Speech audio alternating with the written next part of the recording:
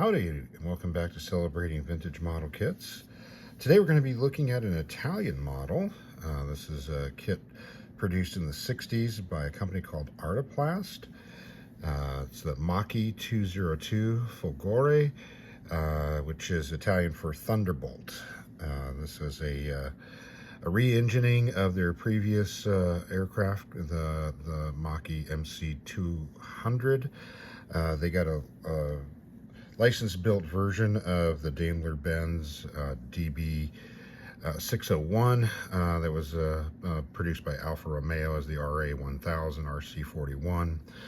It's an 1175 horsepower motor that really substantially increased the performance of the Macchi 200. The 202 fought pretty well for the Italians. Was considered to be the best Italian fighter of the period until the later ones with the DB 605 engines, the series of planes that were produced by them then. But in the mid-war period, the 202 was definitely a good aircraft and tangled well with Spitfires, Hurricanes, P-40s that were flying against it in North Africa and Sicily. So let's take a look at this kit and see what we got. So you've got fairly simple artwork. It looks like watercolor for the box art. Was not able to find out who did the box art for Artiplast, but pretty simple. On the side we've got Artiplast again, and images of some of the other kits that they produced. On the other side we've got a little blurb about the kit, and it's got some specific markings, it looks like, on the ends. Another image of the aircraft. Scale, as you notice, is 150. That's a different scale than typically you see. It's really close to 148, and if you got a collection of 148 scale models, 150th will fit, you know, right in with it. So let's see what we got inside. So the box is it's printed directly onto the cardstock and folded over to create the lid. The bottom of the box is stapled together, and here we have their instruction sheet. So we've got information on the kit again, scale 150th. Of course, it's written in Italian. Information about, looks like the address of the maker. And then you've got an exploded view for assembly. Then you do get instructions written in English with some steps to do, calling out the numbers of the parts. Fairly simple kit, it appears to be. Flip side, got a 3 view of how to paint it with colors called out, decal placement, very minimal decals, and how to paint. And down below here you got a little bit of information about the aircraft itself and a photograph. So that's it for your instructions.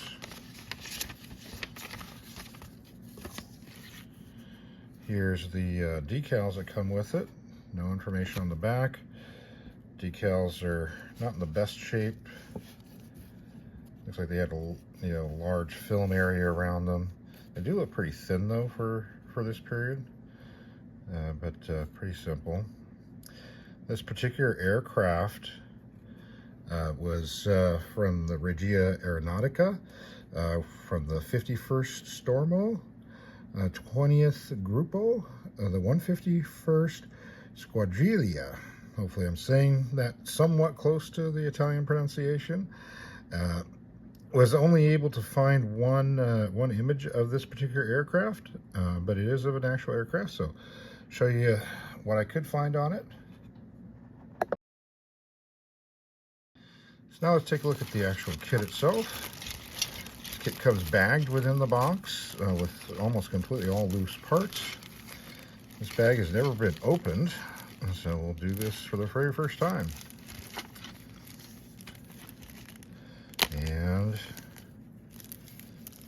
for it. Oh, 1960s air comes out of it.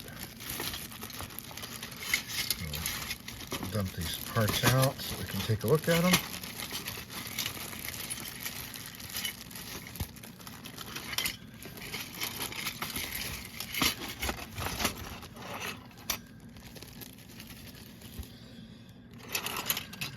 So this looks kind of like the way you would get a 50s kit from, say, like Aurora or Lindbergh.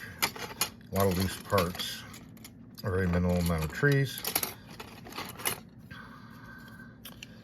It's molded in a pretty bright silver plastic. So look at the fuselage here. Real rough finish on the inside of the parts. Fortunately, they did do the injector pins on the inside. And see how the fit is on this.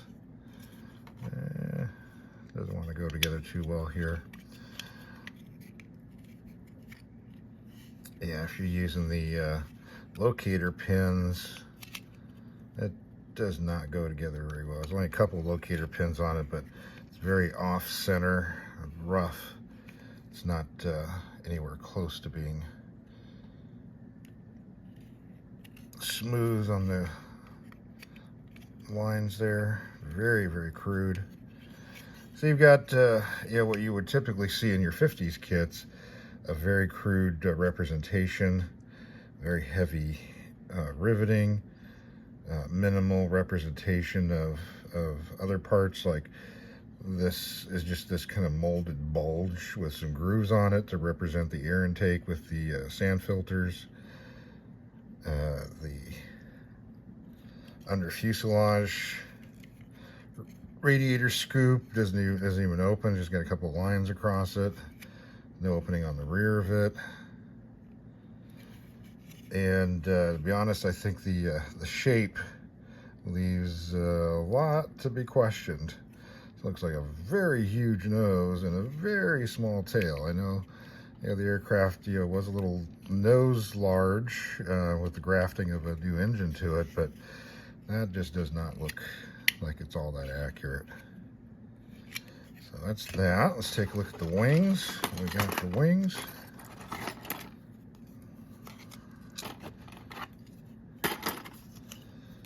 So let's see here what we got here. Here's the top halves of the wings. Again, extremely heavy with the rivets. Very thick, large panel line. You do have a little representation of the lights on the wingtips. A lot of flash around the edges. And here's the bottom half of the wing. Match up the parts here. The landing gear door is molded in place. Got a little hold, I guess, stick what they do give you for a landing gear maybe. There are no locator pins on this at all, so it's just you just matching it up as close as you can get. It is a fairly thin wing with a fairly thin trailing edge, I guess. So that is a positive. But can't say much about the accuracy of the shape of that. But very crude.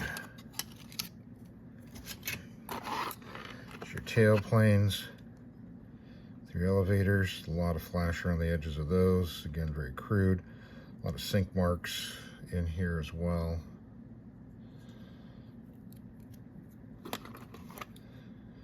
Yeah. And let's look at this one sprue you got here. You got some landing gear doors that are pretty thick. You got a wheel, you got a seat, looks like a tail wheel there.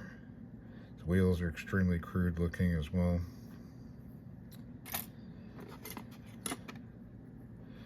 Looks like your landing gear legs. Not much to those. And got a pilot without any feet. Looks like he's missing his hand, and he's got a shell hole right through his center there. So not much to him. He's got a big halo of flash around his head. Then you've got some, I guess, antennas, or maybe the guns on this. Probably antennas. And a one-piece propeller and hub. As crude as you can get with that. And a couple of loose pieces in here. Here's the canopy glass. Just about as crude as everything else in here. It is not opaque. It's not clear at all. It's very opaque. There's a little bit of representation of the framing, but you know what? It's actually, I think, molded on the inside. Yep, it is. It's molded on the inside. So good luck trying to paint that. A lot of extra flash. And you do get a stand with Artiplast name, and you can just see how poor this clear plastic is. I mean, it's just garbage. So that's it. Not much to this kit. You know, kind of similar to kits from, 15 years prior from some of the other manufacturers. This is coming out sometime in the 60s. So I wasn't able to find a whole lot about Artiplast. They don't seem to have been around for very long. They, of course, focused on a lot of Italian aircraft, so a couple other World War II planes, a couple of World War I's, some of their, in-between war racers, Fiat, early Fiat jet aircraft. And they were all the ones that they produced themselves, it appears, were 1/50th scale. They did make a couple of odd 1/40th larger ones. And in their line, they also did have some 1/48 scale stuff, but they were reboxes of Merit kits and possibly a couple of Aurora kits, or they may have been the Merit copies of the Aurora kits that made it over to Artiplast. So when you see the ones in 1/50th, it appears that those are the ones that Artiplast produced themselves. And when they are actual 1/48 scale kits, those appear to be the ones coming from Merit / maybe Aurora. A few of these molds ended up with smur. Not all of them. Looks like, just a handful of these ended up with smur, and they repopped them a few times. When they reboxed them, they listed them as 1/48 scale. So when you're picking up one of those, be aware that it's not a true 1/48 scale kit. I was not able to find any reissue of this particular one, so there's not much to show you on this. There was a catalog that I did come across from Artiplast. One site shows it as being a 1990 catalog, which I highly doubt. But I'll put up the image from that and a couple of the images from the inside of the catalog to kind of give you an idea of what it looks like. But that's it. Not a whole lot else on this. If you're familiar at all with anything regarding Artiplast, definitely put that in the comments. If you've built one of these kits before, absolutely, let us know about it. How does it go together? Can it be dressed up nice, or is this just a curiosity kind of model? So that's it for today. Thanks for watching, and have yourselves a great rest of your day.